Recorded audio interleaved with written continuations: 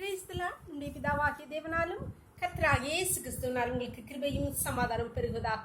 நாளிலும் கூட நமக்கு ஜீவனை தந்ததும் அல்லாமல் தயம் பாராட் நல்லவா அவரை துதிக்கலாமா? ராஜா நீர் செய்த நன்மைகள், ராஜா நீர் செய்த நன்மைகள் என் ராணிக்கும் மீளானதே. தயவால் பெற்றேன் தகப்பனே நன்றி, தயவால் பெற்றேன் தகப்பனே நன்றி. என் மேல் நீர் வைத்த கரமே இம்மட்டும் என்னை நடத்தினதே. ஒன்றுமில்லா என் நிலை கண்டு, ஒன்றுமில்லா என் நிலை கண்டு அசட்டை பண்ணாதவரே, அன்பால் எல்லாம் தந்தீரே. தயவால் பெற்றேன் தகப்பனே நன்றி, தயவால் பெற்றேன் தகப்பனே நன்றி. ராஜா நீ செய்த நன்மைகள் என் திராணிக்கும் மேலானதே. தயவால் பெற்றேன் தகப்பனே நன்றி நன்றி. ஒரு வேத பகுதி வாசிக்கலாமா? யோனா 3வது அதிகாரம் 10வது வசனம்.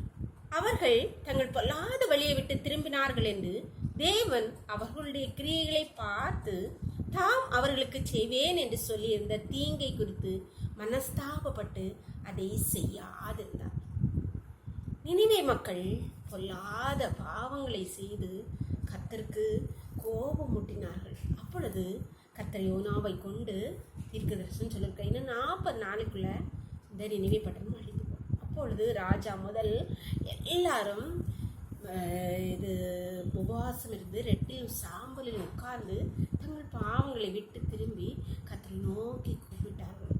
இதை பார்த்த கர்த்தர் அவர்கள் தங்கள் பொல்லாத வழியை விட்டு திரும்பினார்கள் என்று பார்த்தவுடனே அவருடைய பிள்ளைகளை அழிக்க இருந்த அந்த எண்ணத்தை மாற்றினார். என்று பொல்லாத வழியை விட்டு திரும்பின போது அவர்களுக்கு செய்வேன் என்று சொன்ன தீங்கை செய்யாமல் நன்மை செய்ய அவர் தீர்மானித்தார்.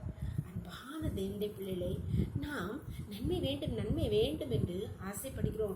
நமக்கு நன்மை நடக்கணும், நம்ம பிள்ளைகளுக்கு நல்லது நடக்கணும், நம்ம பிள்ளைகளை ஆசீர்வதிக்கணும், குடும்பம் ஆசீர்வதிக்கப்படணும், நம்மை சூழ்ந்தவர்கள் நம் உடன்பிறப்புகள் ஆசீர்வதிக்கப்படணும், நம்ம குடும்பங்கள் ஆசீர்வதிக்கப்படும் என்று ஆசைப்படுகிறோம். ஆனால் நாம் செய்ய வேண்டிய ஒரு காரியம் இருக்கிறது. என்னது? நம்முடைய பொல்லாத வழிகளை விட்டு திரும்ப வேண்டும். நம்ம இப்பொழுது இந்த உலகத்திலே அறியாமல் அறிவில்லாமையினாலும் பல காரியங்களுக்கு நம்ம அடிமைப்பட்டு போயிருக்கிறோம்.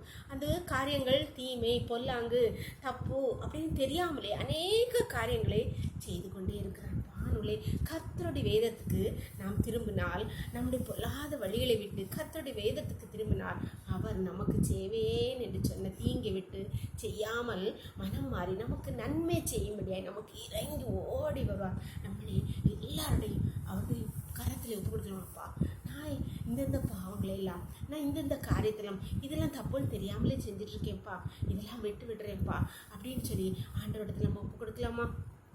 எங்களை நேசிக்கிறீங்களா அன்பின் தகப்பனே, தர்ம நாளுக்காக கூட ஆக்கொடி நன்றியப்பா.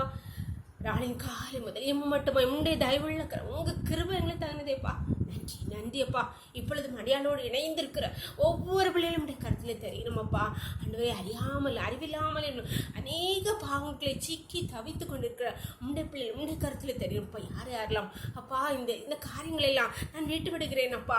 உமக்கு நேராக என் இருதயத்தை திருப்புகிறேன், இந்த ஒவ்வொரு அவைங்களும் உமக்கு நேராக திருப்புகிறேன் என்று தங்களை ஒப்பு கொடுக்கிறார். ஒவ்வொரு பிள்ளைகளையும் ஒவ்வொரு குடும்பங்களையும் நீர் ஆசீர்வதிப்பீராக.